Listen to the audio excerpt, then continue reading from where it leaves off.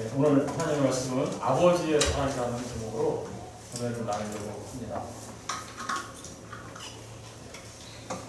먼저 우리 그림을 하나 보겠습니다. 그림이 잘 보이시나요? 잘 안 보여요?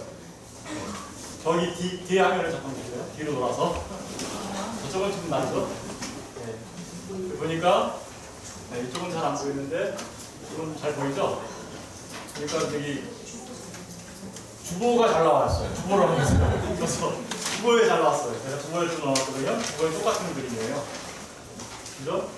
보니까 아버지가 돌아온 아들을 이렇게 끌어안고 있는 모습이 나오고 저쪽에 붉은 옷을 입고 서 있는 한 사람이 또 있죠? 네, 그럼 첫째 아들이고요. 무릎 꿇고 앉아있는 사람이 둘째 아들입니다. 그리고 그 무릎 꿇고 있는 사람을 끌어안고 있는 분이 아버지죠. 네. 이 사람, 이 그림은 누가 그렸냐면 렘브란트라는 사람이 그렸어요. 여기 나오는데 렘브란트. 이 렘브란트라는 사람이 네덜란드 화가예요.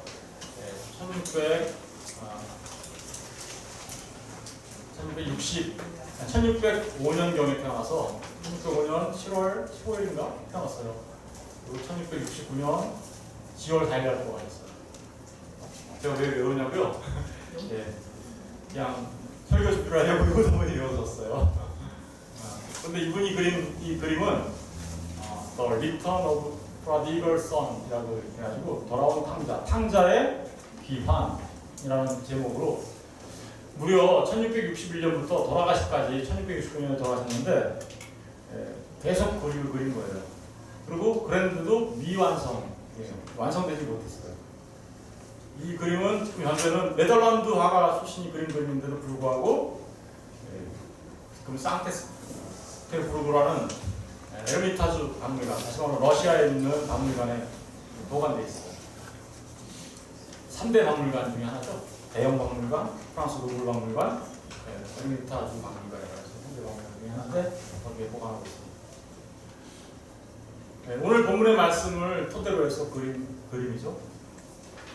그래서 오늘은 이 그림에 나와 있는 아버지, 첫째 아들, 둘째 아들을 중심으로 여러분 본문의 말씀을 통해서 우리 은혜를 나누고자 합니다.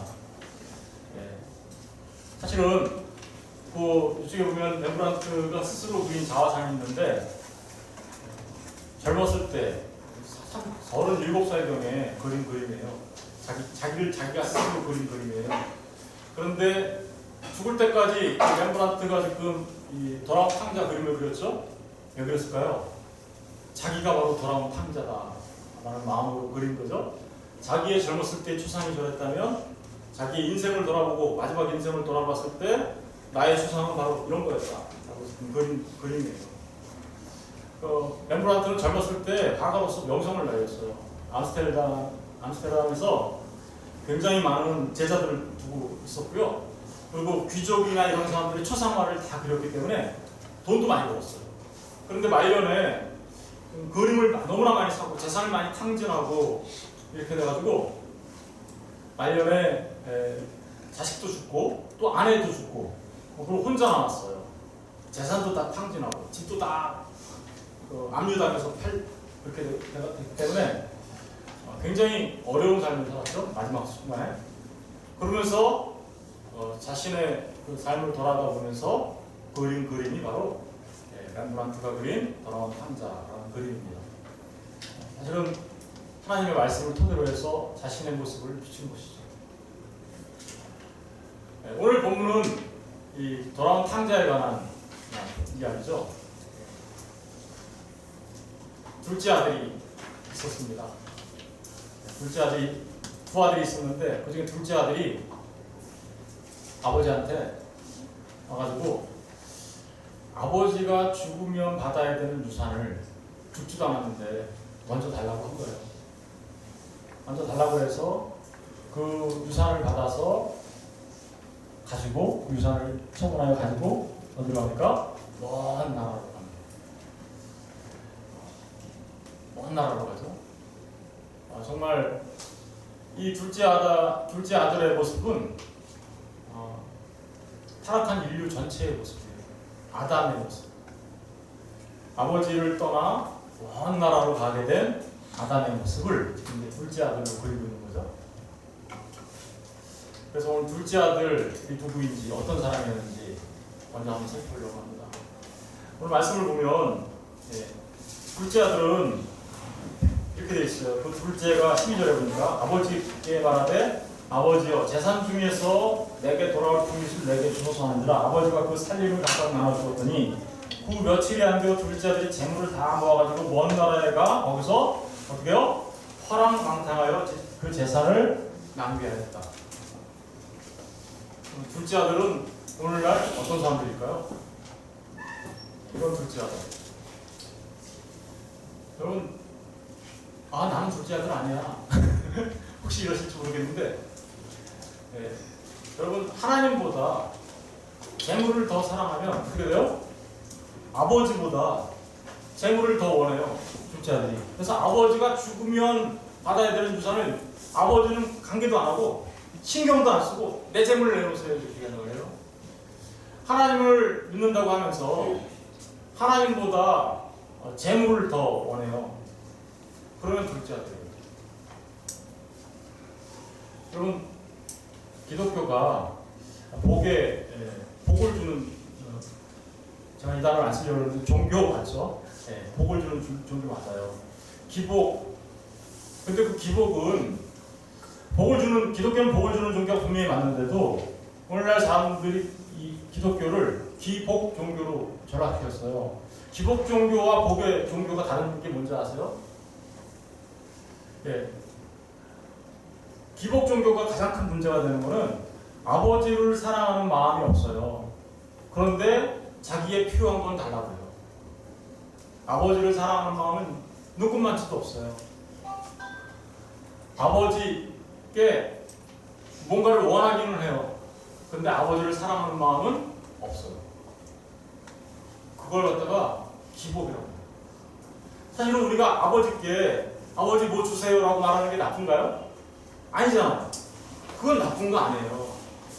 아버지 내가 뭐 필요한 걸 좀 주세요 라고 얘기하는 건 나쁜 건 아니에요. 그런데 문제는 뭐냐? 아버지를 아버지로 여기지 않아요. 아버지를 사랑하는 마음이 없어요. 제 자식이 저를 아버지로 여기지도 않는데 맨날 와서 돈만 달래. 가서 사고만 치고. 만약에 그랬다 치면 어떤 마음이 드시겠어요? 아버지를 아버지로 대하지 않는 자식. 그러면서 아버지의 주머니만 노리는 자식. 그게 둘째 아들이니까요. 기복이 나쁜 게 바로 그거예요. 하나님을 사랑하지 않는 상태에서 자신의 필요만 달라고 떼쓰고 악쓰는 모습. 그러나 우리는 하나님을 아버지로 알면 아버지한테 똑같이 달라고 할 수 있어요. 그런데 아버지를 사랑하는 마음이 전혀 없어요. 그러면 그걸 둘째 아들 이렇게 얘기하는 거예요. 둘째 아들. 둘째 아들은 그렇게 자신이 필요한 거를 아버지한테 얻기를 원했지만 아버지를 사랑하는 마음이 없었죠. 그런 사람이 그러니까 아버지랑 같이 자기가 원하는 걸 얻었으니 아버지랑 같이 있겠어요? 아담에게 하나님이 모든 걸 다 주셨어요. 그죠? 그런데 모든 걸 다 가진 아담이 나도 하나님처럼 되고 싶어요 라고 얘기하다가 어떻게 했어요? 하나님을 떠나버리고 하나님을 배신하고 하나님을 사랑해야 되는 그 아담이 하나님 앞에 순종해야 되는 아담이 하나님을 떠나서 하나님을 배신하고 떠나버립니다. 먼 나라로 가버린 거죠. 하나님을 떠난 모든 사람은 둘째 아들입니다. 그 사람들은 먼 나라로 간 사람들이에요. 먼 나라로 간 사람들. 그 사람들의 인생은 13절 마지막 부분을 보니까 먼 나라에 가 거기서 어떻게요? 허랑 뭐였대요? 방탕하라. 여러분 허랑방탕이라는 게 나는 성실하게 살았는데요. 나는 최선을 다해서 인생을 살았는데요. 열심히 살았는데요. 그러면 인생을 잘 산 건가요? 여러분 허랑방탕이라는 말은 인간의 사람의 어떤 신실성과 정실성을 말하기 이전에 더 중요한 게 하나 있어요. 인생을 낭비한다는 뜻이잖아요. 이게 허랑방탕이 인생을 낭비한다. 어떤 사람이 인생을 낭비하는 건가요? 하나님 없는 삶을 살아가는 그 자체가 바로 뭐냐면 인생을 낭비하는 거예요. 하나님을 떠나 사는 그 인생 자체가 뭐예요? 허랑방탕의 인생이에요. 내가 하나님을 몰라요. 하나님을 예배하는 것도 모르고 하나님을 알고 싶지도 않아요. 별로. 그냥 내가 필요한 것만 주세요. 그럼 내가 내 마음대로 알아서 살아갈 테니까 나한테 필요한 거는 주시되 내 삶에 대해서는 간섭하지 마세요. 내가 알아서 할게요. 라고 말하면 그걸 허랑방탕이라고 얘기하는 거예요. 하나님 없는 낭비된 인생. 여러분 진짜 값진 인생은 어떤 인생이에요? 하나님 안에서의 삶을 값진 인생이라고 하는 거거든요. 그 값진 인생과 정반대의 개념이 뭐냐? 하나님을 떠난 삶, 먼 나라로 가는 삶. 가가지고는 어떻게 살아요? 네, 이렇게 살아요. 15절 가서 보시면요, 허랑방탕하고 살다가 보니까 돼지나 치고 15절에 보세요. 가서 그 나라 백성 중 한 사람에게 붙여 사니 그가 그를 들러 보내요 돼지를 치게 하니. 세상에 나가서 하나님 없는 삶을 삽니다. 그러다 보니까 세상 사람들의 그 주장에 의해서 맞춰서 살아가요. 그리고 돼지를 친다는 게 뭐예요? 돼지를 치는 게. 사실 이스라엘 백성들한테 돼지는 가장 더럽고 추한, 사실은 베드로 후서 같은 데서 보면 돼지를 뭐라고 표시하냐면요, 이렇게 표시해요. 예수를 믿었다가 예수를 믿지 않고 다시 그 예수를 떠난 사람들을 개, 돼지라고 하고요. 삼켰다가 토해놓은 걸 다시 먹는, 그죠? 그런 식으로 표현을 하죠. 하나님을 믿는다고 했는데 하나님이 없는 것처럼 계속 살아. 그걸 우리가 먼 나라 가서 허랑방탕한 인생, 그리고 돼지를 치며 살아가는 인생이라고 말하는 거예요. 이런 사람들이 둘째 아들. 여기 보니까 그림에 보니까 또 한 사람의 아들이 나오죠. 또 한 사람의 아들이 나오는데 그건 누구예요? 첫째 아들. 그럼 첫째 아들은 좀 나을까요? 첫째 아들은 좀 어땠습니까? 첫째 아들 이야기를 한번 볼까요? 첫째 아들 25절 보면요, 맏아들은 밭에 있다가 돌아와 집에 가까이 왔을 때 풍악과 춤추는 소리를 듣고 한중을 불러 이 무슨 일인가 묻는데 대답하되 당신의 동생이 돌아왔음에 당신의 아버지가 건강한 그를 다시 맞아들이게 됨으로 인하여 살찐 송아지를 잡았나이다 하니 그가 도하여 들어가고자 하지 아니하거늘 아버지가 나와서 권한대 아버지께 대답하여 이르되 내가 여러 해 아버지를 섬겨 명을 어김이 없거늘 내게는 염소 새끼라도 주어 나와 내버려도 즐기게 하신 일이 없더니. 둘째 아들이 돌아왔어요. 허랑방탕하다가 돌아온 둘째 아들 때문에 아버지가 잔치를 벌리죠. 그걸 보고 밭에서 일하다가 돌아온 첫째 아들이 뿔 따고 화났어요. 네? 아니 어떻게 그럴 수가 있느냐고. 나는 아버지 집에서 내내 여태까지 열심히 있으면서 아버지의 명령을 어긴 적이 없는데 나한테는 염소 새끼 한 마리 안 잡아주더니. 그래 나가서 그 보면 둘째 아들의 30절에 보면 아버지의 살림을 창녀들과 함께 삼켜버린 이 아들이 돌아오면 이를 위하여 살찐 송아지를 잡으셨나이다. 그러니까 하고 아버지한테 뭐라 그래요 지금. 아버지를 막 정죄하죠. 아버지를 막 정죄해요. 첫째 아들은 어떤 사람이냐면 이런 사람이에요. 나는 정말 성실했잖아요. 나는 정말 아버지의 명을 어긴 적이 없잖아요. 나는 교회 나가서 열심히 전도하고 봉사하고 헌금 내고 섬겼잖아요. 내가 하나님 말씀을 어긴 게 있나요?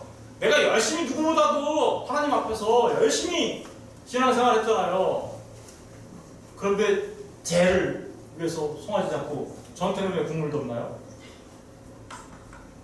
이렇게 말하면 첫째 아들이에요. 이 사람들은 자기가 뭔가를 했기 때문에 아버지에게 대가를 요구합니다. 내가 뭔가를 드렸잖아요. 했잖아요. 당신한테. 기부했잖아요. 그럼 저한테 뭔가 주셔야죠. 아버지를 아버지로 아는 게 아니라 아버지를 거래의 상대자로 생각합니다. 내가 아버지한테 이렇게 했으니까 아버지도 나한테 주셔야 되죠. 안 주세요? 그럼 아버지가 잘못한 거죠. 그러면서 어떻게 해요? 아버지를 정죄하죠. 거꾸로. 정죄한 거예요. 아버지를. 오늘 저와 여러분이 하나님을 잘 믿는다고 하면서 신앙생활을 열심히 했어요. 그런데 나는 맨날 왜 새벽기도 하는데 저희가는 안 하지? 나는 왜 맨날 열심히 봉사하고 전도하고 하는데 왜 당신들은 안 해? 라고 말하면서 자신은 무슨 자격이 있는 것처럼 이야기한다면 그게 첫째야. 그리고서는 아버지를 정죄하고 다른 사람들을 정죄합니다. 나는 아무 잘못이 없어요. 나는 당연히 받을 만한 자격이 있어요. 여러분, 자격이 있어 받는 걸 뭐라 그래요? 그건 대가라고 그러는 거잖아요. 대가. 기독교가 대가의 종교예요? 기독교는 그런 종교 아닙니다. 기독교는 종교라고 하는 말을 내가 쓰고 싶지 않지만 이해를 돕기 위해 할 수 없이 쓰지만 기독교는 은혜의 종교예요. 은혜. 둘째 아들은 받을 자격이 없었어요. 그런데 받죠? 네. 바로 그 은혜의 종교. 첫째 아들은 어떤 사람이냐? 마치 대제사장과 서기관과 바리새인들처럼 나는 하나님 앞에 내가 이렇게 했는데 나는 자격이 있잖아요. 나는 천국 들어갈 자격이 있잖아요. 라고 생각했는데 아버지가 자신을 위해서 이 염소 새끼 한 마리 잡아주지 않고 탕자처럼 방황하던 그를 위해서 송아지를 잡아주자 자신과 그 둘째 아들을 비교하면서 아버지 부당합니다. 왜 그렇게 하세요? 라고 얘기하면서 아버지 집에 들어가려고 왜 안 들어가려고 해요? 이거 보세요. 28절 보세요. 그가 노하여 어떻게 했다고요? 아버지한테 화를 해요. 노하여 들어가고자 하지 어떻게요? 어디 안 들어갔을까요? 아버지 집에. 아버지 집이 어딘데? 천국이. 이런 사람들이 천국에 못 들어가요.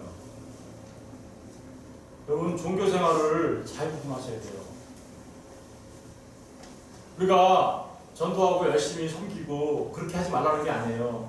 그걸 내가 받아야 될 어떤 자격의 조건으로 생각하는 그 자체가 그 사람들한테는 만약에 그 아버지의 응답이 없으면 그게 분노의 조건이 돼요.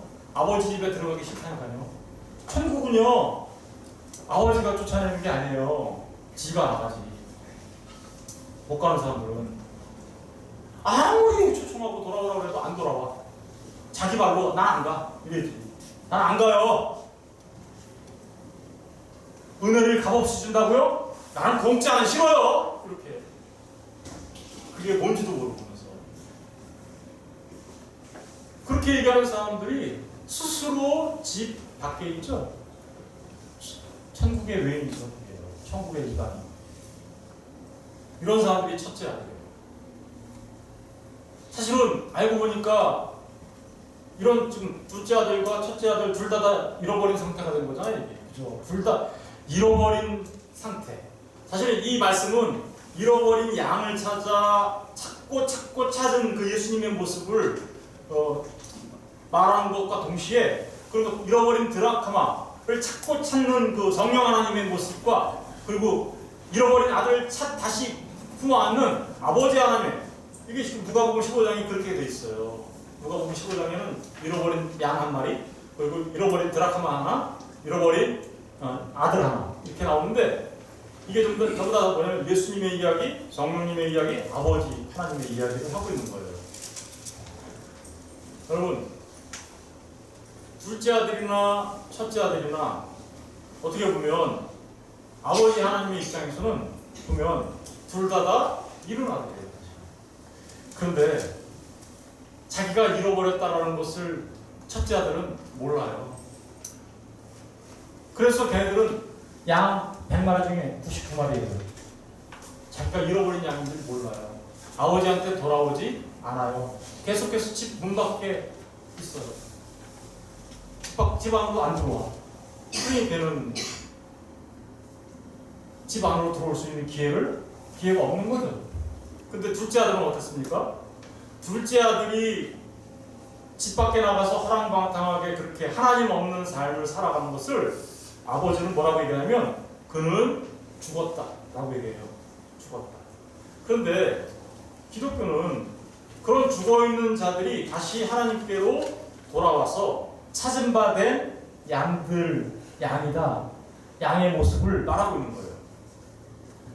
여러분, 은혜가 뭡니까? 은혜는 둘째 아들의 모습 보면은 우리가 우리가 받는 은혜가 이런 거구나 라는 걸 알 수 있겠죠. 우리 둘째 아들의 모습을 볼까요? 둘째 아들이 나갔어요.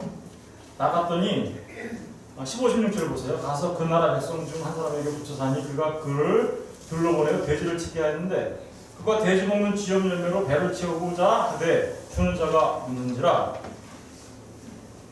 여러분, 여기에서 돼지 죽염 열매를 먹으면서 나는 괜찮아, 이 정도면 뭐 살만해 라고 말하고 있으면 그에게는 은혜가 없어요. 지금 여러분이 사는 이 세상이 나 지금 괜찮아 라고 생각하신다면 여러분에게는 은혜가 있을 수가 없어요. 난 지금 집도 있고 차도 있고 뭐 내가 가진 거 다 가져서 그냥 잘 먹고 잘 살고 있는데 뭐가 문제인데? 아무런 문제가 없잖아. 그래 조금 부족한 거 있긴 하지만 그래도 괜찮아 라고 생각한다면 그분에게는 아버지께 돌아올 수 있는 기회가 없어요. 여러분, 사실은 이 세상에서 먹는 우리가 갖고 있는 모든 것들은 뭐가요? 돼지가 먹는 거예요? 쥐염 열매에 불과해요. 쥐염 열매라고. 그런데도 불구하고 그것으로 만족하고 산다? 돌아갈 일이 없겠죠. 그런데 둘째 아들은 쥐염 열매를 하는데 17절을 보세요. 이게 어떻게 해요? 스스로 돌이켜. 이게 스스로 돌이키는 게 정말 은혜인 거죠. 그렇죠? 스스로 돌이켜. 왜 돌이켰을까요? 내 아버지에게는 양식이 풍족한 품꾼이 얼마나 많은가? 나는 여기서 여러분, 우리가 이 땅에서 살아가는 게 하나님 아버지를 떠나는 게 사실은 죽는 삶이에요. 한번 생각해 보세요. 다 가진 것 같으세요? 그런데 언젠가는 허랑방탕하고 그게 다 끝날 거예요. 여러분의 건강도, 여러분이 가진 재산도, 여러분이 가진 친구도, 자식도, 부모도 다 여러분의 곁을 결국은 떠나게 될 거예요. 렘브란트가 저 그림을 그렸을 때처럼 그것을 미리 깨달아 알고 하나님 앞에 돌아오는 자, 그게 회복된, 찾은 바 된 둘째 아들의 모습이죠. 보세요. 둘째 아들은 18절 보세요. 내가 일어나 아버지께 가서 이르기를 아버지, 내가 아들과 아버지께 죄를 지었사오니 지금부터는 아버지의 아들이라 일컬음을 감당하지 못하겠나이다. 나를 품꾼의 하나를 벗어서 하리라 하고 이에 일어나서 어떻게요? 일어나서 아버지께로 어떻게요? 돌아갑니다. 여러분, 이게 바로 은혜예요. 여러분들이 나는 지금 이 생활이 좋아, 난 만족해 이러고 있으면 은혜가 있을 수가 없어요. 첫 번째 아들처럼 맨날 이렇게 한 가지 없다고, 영수한 말이 안 잡아졌다고 불평불만하며 있는 사람들에게도 은혜가 있을 수가 없어요. 이들은 자신의 처지를 알아요. 둘째 아들은. 그래서 내가 어떠한 존재인지 알아요. 그리고 아버지 집을 알아요. 그렇죠? 아버지 집에 가면 돼지 죽이 쥐염 열매가 아니라 얼마나 풍성한 그 아버지의 삶을 누릴 수 있는데 그걸 내가 지금 버리고 내가 여기를 떠나서, 그쵸? 집 나간 아담이잖아요. 이게 에덴을 떠난 아담, 하나님 아버지를 떠난 아담, 그 무한하신 하나님, 무한하신 사랑의 아버지를 떠난 아담의 모습이잖아요. 이게. 그렇게 집을 떠난 것을 깨달아 안 사람, 그 사람에게 은혜가 있는 거예요. 회개라는 말은 무슨 말이냐? 이렇게 일어나 아버지께 돌아가는 것, 이걸 메타노이아, 회개라고 하는 거예요. 아버지께 돌아가는 것. 여러분들이 여러분의 인생을 사시다가 주님 앞에 돌아오셨습니까? 하나님을 알고 내 자신을 깨달아라, 나의 죄됨을 깨달아 알고 그분의 무한하심을 깨달아 알아 주님 앞에 돌아왔습니까? 그분이 돌아온 둘째 아들, 돌아온 둘째 아들. 그걸 우리는 은혜라고 해요. 때로는 우리 인생에 궁핍함이 있어요. 때로는 우리 인생에 가난함도 있어요. 어려움도 있어요. 힘겨움도 있어요. 그런데 그게 오히려 우리에게 복이 돼요. 왜 그럴까요? 심령이 가난한 자는 복이 있다고 했죠. 왜요? 하나님을 찾거든요. 내 마음속. 여러분에게 어려움이 생겼어요? 그러면 하나님이 진짜 나한테 복을 주시려고 하는 거구나. 이렇게 생각하셔야 돼요. 내가 하나님을 찾게 하시는 거구나. 하나님이 나로 하여금 하나님께 돌아오라고 하시는 거구나. 그래서 그 무한하신 하나님의 사랑과 그 무한하신 하나님의 공급을 누릴 수 있도록 하시기 위한 하나님의 은혜의 수단이라는 사실을 우리가 기억해야 돼요. 그렇게 자기 자신을 깨달아 알고 아버지를 기억하고 돌아온 그 아들을 아버지가 어떻게 하시나요? 예, 실은 이 둘째 아들은 정말 죽은 자예요. 왜냐하면 지금도 유대인들이나 거기 그 중동 지방에 있는 사람들한테 가서 이렇게 물어보면 한결같이 똑같이 대답합니다. 아버지 재산을 미리 달라고 해서 간 이 아들은 어떻게 해야 되는 겁니까? 그러면 그 사람들 한결같이 대답해요. 죽어야죠. 아버지 재산을 이렇게 달라고 해서 나가는 사람들은 그 사람들 법에 따르면 돌마저 죽어야죠. 이런 거예요. 죽어야 되는 거예요. 엄청나게 하나님 앞에 범죄한 거죠. 죽어 마땅한 죄인이죠. 그런데 그 죽어 마땅한 죄인이 돌아오자 아버지가 어떻게 하고 있어요? 아버지는요, 여러분들이 돌아오기를 늘 기다리고 있어요. 상고가 멀다, 거리가 멀다 그러는데 벌써 아들이 이렇게, 보세요 여기 아들이 돌아오는 이 옷이 거지 옷이에요. 완전히 다른 이래요. 저거 이쪽에 있는 그림을 엎드려 있는 발만 이렇게 잘라서 이제 확대한 건데, 신발은 하나 다 벗겨졌고 굳은 살이 박혀져 있고 신발은 다 나이가 터졌고, 이런 모습으로 아버지께 돌아온 그 아들을 아버지가 어떻게요? 두 손으로 이렇게 끌어안죠. 두 손으로 끌어안죠. 멀리서 어떻게 하고 있어요? 기다리고 있었거든요. 멀리서 바라보고서 아들인 줄 알아요. 여러분, 저와 여러분이 하나님 앞에 돌아오는 것을 멀리서 기다렸던 분이 누구냐? 하나님이죠. 그리고서는 버선발로 뛰어나가는 거죠. 버선발로. 우리나라 말에 버선발로 뛰어난다고 했잖아요. 아들을 저런 옷을 입고 왔는데도 아들이 단번에 알아봅니다. 그러고서는 쫓아나가셔서 저 아들을 그렇게 끌어안아요. 저 첫째는 당연히 이렇게 서 있는 게 아니죠. 가서 동생을 끌어안아야 되는 거지, 자기도 사실 원래. 그쵸? 야, 동생 돌아왔구나. 이래야 되는데 옆에서 돈을 내고 이렇게 쳐다보고 있잖아요. 여러분, 저렇게 돌아온 아들에게 아버지가 하신 일이 있어요. 우리 한번 22절, 23절을 볼까요? 22절, 23절 다 같이 한번 읽어볼게요. 시작. 아버지는 종들에게 이르되 제일 좋은 옷을 가져가지고 손에 가락지를 끼고 발에 신을 신기라. 그리고 신선한 줄을 잡으러 잡으라. 우리가 벗고, 여러분,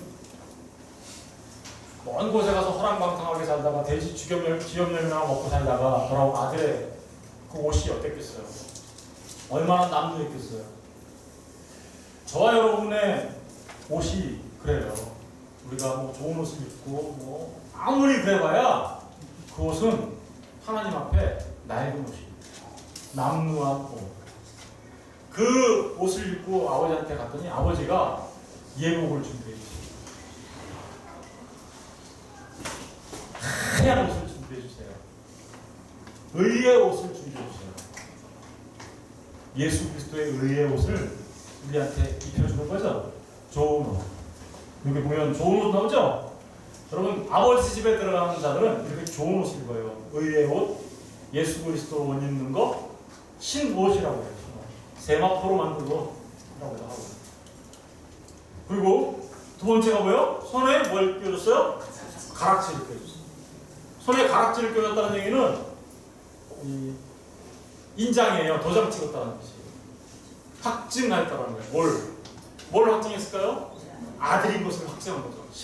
옷을 입힌 것도 아들의 신분으로 회복시켜준 거고, 그리고 도장을 껴서 확증시켜준 것도 아들의 지위로, 신분으로 확증시켜준 거예요. 여러분, 저와 여러분이 아버지께로 돌아가잖아요. 그리스도 예수로 된 의의 옷을 입혀주시고, 신옷을 입혀주시고, 세마포옷을 입혀주실 뿐만 아니라 성령 하나님을 우리한테 보내주셔서 확증시켜줘요. 도장을 쾅 찍어요. 넌 내 거야. 넌 내 아들이지. 이렇게 도장. 그리고는 이렇게 남루하게 벗은 신과 다 낡은 신발을 신고 온 아들에게 뭘 신겨요? 신을 신겨요. 여러분, 저와 여러분의 발걸음을 누가 인도하실 것 같아요? 예. 이때부터는 아버지의 집에서 아들은 아버지의 뜻에 따라 아버지와 함께 아버지와 더불어 살아가는 삶을 살아가게 되는 것이죠. 다시 돌아온 둘째 아들은 저와 여러분이 하나님께로 돌아왔습니까? 그렇다면 저와 여러분은 복음의 신발을 신고 있겠죠. 그렇죠? 복음의 신발을 신어요. 광야에서요, 이스라엘 백성들이 40년 동안 헤맬 때 너희들 신발이 헤어진 적 있었냐? 이렇게 얘기해요, 하나님이. 광야길을 인도해 갈 때 이스라엘 백성들한테 신발이 헤어지지 않게 하나님이 인도해 가셨어요. 바로 저와 여러분을 그 신발을 주어, 그 복음의 신발을 주어 하나님께서 우리의 길을 인도해 가실 뿐만 아니라 하나님께서 우리와 함께 동행하셔서 하나님과 같이 걷는 그 삶을 살아가게 하시겠다라는 의미가 신발이라는 말 안에 들어가는 거죠. 저와 여러분의 발걸음을 인도하시는 하나님, 그리고 모든 것을 섭리하시는 하나님. 그리고는 어떻게 했다고요? 살찐 송아지를 어떻게 했대요? 잡았다. 살찐 송아지를 잡았대요. 살찐 송아지 잡으면 어떻게 했을까요? 잡고서는 어떻게 했을까요? 같이 먹고 어떻게 해요? 즐기자 이렇게 되어 있잖아요. 여러분, 살찐 송아지를 잡아서 먹고 즐겨요? 우리 교회 안에서 그러지 않나요? 우리도 양을 잡아서 먹고 마시지 않나요? 여러분, 저와 여러분에게 그 옷을 입히시고 저와 여러분에게 그 도장을 가락지를 끼워서 너는 내 아들이라고 성령으로 인쳐주시고 그리고 우리의 발걸음을 복음의 신발을 신기기 위하여 죽으신 분이 계시네요. 그리고 자신의 살과 피를 나누어 주신 분이 계시네요. 자신의 살과 피를 주면서 이는 참된 양식이고 참된 음료라고 하면서 먹고 마시며 즐기자라고 얘기하시는 분이 있어요. 성찬을 하면서 이는 내 살이요 내 피라고 얘기하시는 분이 있어요. 여러분, 저와 여러분에게 옷을 입혀주시고 하나님의 아들로 인쳐주시기 위하여 살찐 송아지 한 마리가 죽으셨어요. 십자가에 달려서. 그리고 우리를 아들 삼아 주셨어요. 첫째 아들은 당연히 살찐 송아지를 잡은 그 잔치에 참여해서 그죠. 자기도 아버지 잃어버린 아들 다시 찾았으니 얼마나 아버지 기쁘세요. 저도 이 잔치에 같이 참여해서 같이 먹고 즐기겠습니다 라고 했어야 오는 거죠. 어떻게 나한테는 염소 새끼 한 마리 안 잡아주십니까? 라고 따지는 게 아니라 그죠. 하나님의 그 무한하신 사랑, 그 사랑을 깨달아 알아 정말 하나님 앞에 감사하며 나가야 되는 그 모습이 우리들 가운데 있어야 합니다. 저는 저와 여러분이 하나님께서 얼마나 사랑하시는지 정말 잘 아시게 되기를 원합니다. 여러분들이 하나님의 사랑을 잘 깊이 깨달아 알게 되기를 원합니다. 아직 돌아오지 않으신 분이 있으면 인생을 더 이상 허비하고 허랑방탕하게 낭비하지 마시고, 하나님 없는 삶은 허랑방탕한 낭비하는 삶이에요. 그래서 하나님 앞에 돌아와 하나님께서 주시는 옷을 입으시고 하나님께서 주시는 반지를 끼시고 하나님께서 주시는 신발을 신으시고 하나님께서 먹여주시고 입혀주시는 그 모든 것들을 누리시며 살아가시는 하나님의 백성, 하나님의 아들, 죽었다가 다시 살아난 아들 되시기를 주님의 이름으로 축원드립니다. 기도하겠습니다.